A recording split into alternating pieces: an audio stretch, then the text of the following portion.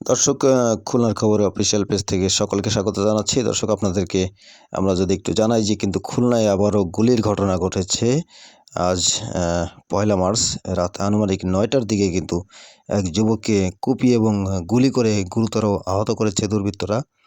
খুলনার যে নিরালা রয়েছে সেই নিরালা এলাকার যে বাজারের মোড় রয়েছে, সেই মোড়েই কিন্তু এমন অনাকাঙ্ক্ষিত ঘটনা ঘটে। আসলে একদিন পেরোতে না পেরোতে কিন্তু আবার গুলির ঘটনা। খুলনার নিরালায় যে এলাকার বাসিন্দা, নাম হচ্ছে আব্দুল আজিজ। তিনি একজন ইট বালু ব্যবসায়ী। তাকে কিন্তু আসলে তিনি বাজারের মোড়েই দাঁড়িয়েছিলেন, এমনটি প্রত্যক্ষদর্শীরা জানাচ্ছিলেন যে বাজারের মোড়ে দাঁড়িয়ে থাকা অবস্থায় কিন্তু কয়েকজন মোটরসাইকেল যোগে এসে এলোপাতাড়ি তাকে লক্ষ্য করে গুলি ছোড়ে এবং কুপিয়ে গুরুতর আহত করে ফেলে রেখে যায়। আহত আব্দুল আজিজকে স্থানীয় যে বাসিন্দারা রয়েছে তারা কিন্তু উদ্ধার করে খুলনা মেডিকেল কলেজ হাসপাতালে নিয়ে গেলে আব্দুল আজিজের বুকে গুলি লাগে এবং বুক থেকে পেটের দিক থেকে বেরিয়ে যায় কিছুটা অংশ।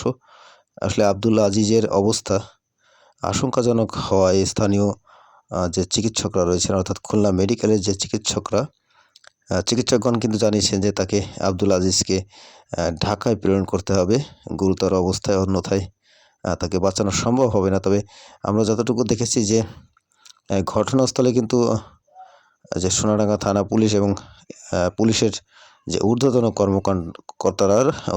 কর্মকর্তারা কিন্তু ঘটনাস্থলে হাজির হয়েছেন এবং তারা কিন্তু আসলে এই ঘটনার কারণ কী এবং দুর্বৃত্তরা কারা এবং কিভাবে ঘটনাটা ঘটেছে মূল রহস্য উদ্ঘাটনের চেষ্টা করছেন। এবং তারা যেমনটি আমাদের জানিয়েছিলেন যে খবর পাওয়া মাত্রই তারা কিন্তু ঘটনাস্থলে আসেন এবং আহত আব্দুল আজিজের অবস্থা আশঙ্কাজনক হয় তাকে এই মুহূর্তে কিন্তু খুলনা মেডিকেল কলেজ হাসপাতাল থেকে ঢাকায় প্রেরণের চেষ্টা চলছে।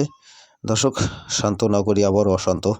একদিন পেরোতে না পেরোতে আবারও ইট বালু ব্যবসায়ী সেই আব্দুল আজিজ নামে এক যুবককে গুলি এবং ছুরিকাঘাত করে হত্যার চেষ্টা করেছে দুর্বৃত্তরা।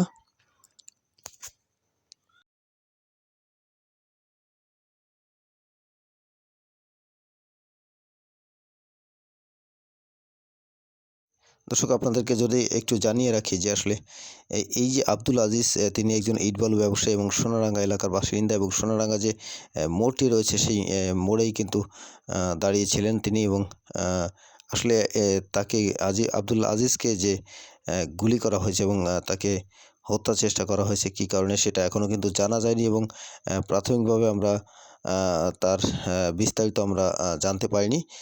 তবে খবর পেয়ে ঘটনাস্থলে পুলিশ পরিদর্শন করছেন এবং তারা কিন্তু বিষয়টি খতিয়ে দেখার চেষ্টা করছেন।